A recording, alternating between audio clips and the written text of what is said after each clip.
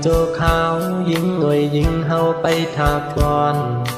ฝันเจอว่าเคยสังลืมนางเลใจเลยยันมาหน้าบุญกันหน้าเฮินใจเลยมาเช่าไว้เจียงใหม่อยู่ยันไกลกันปอตังแม่และก็หักกำเจอใจตั้งกว่านักเพราะวันหนึ่งในเปียเพียวทิ้งขึ้นอยู่เมื่อจึงใดก็หักอ่อนใจเฮาไว้ก็ตั้งใจอยู่ยานไกลขาวยามเจอในใจเฮาเคยย้อนถามสาวน้องเอ๋ยน้องไหนใจ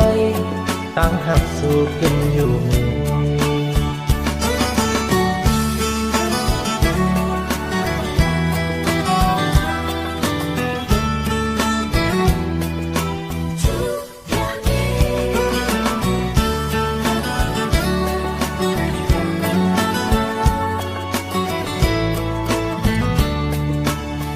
ยานกันโจขาวยิงหน่วยยิงเฮาไปทาก่อนฝันเจอว่าเคยจังลืมนั่งเลใจได้ผ่านมาหน้าบุญกันหน้าเฮินใจเลยมาเช่าไว้เจียงใหม่อยู่ยานไกลกันพอตั้งแม่และก็หักกำเจอใจก่อนนะเพราะวันหนึ่งในเพียเที่ยวถึงขึ้นอยู่เมื่อจึงใดก็อ่อนใจเฮาไว้ก็ตั้งใจอยู่ยามไกลขาวยามเจอในใจเฮาเคยย้อนถาม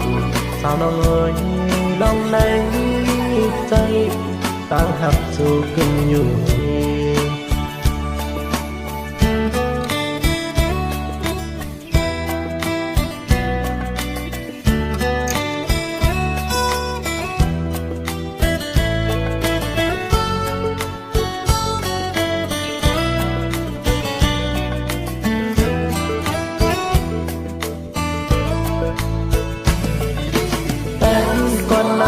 เพราะวันหนึ่งในปีเที่ยวถึงขึ้นอยู่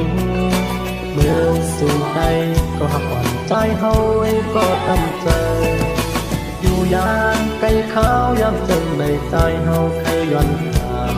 สาวน้องเอ๋ยน้องไหนใจทางหักสู่กันอยู่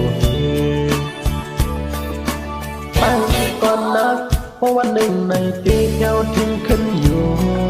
เมื่อจึงใดก็หักอ่อนใจเฮาไว้ก็ตั้งใจอยู่ยามไกลขาวยามเจอในใจเฮาเคยย้อนถามสาวน้องเอ๋ยน้องไหนใจ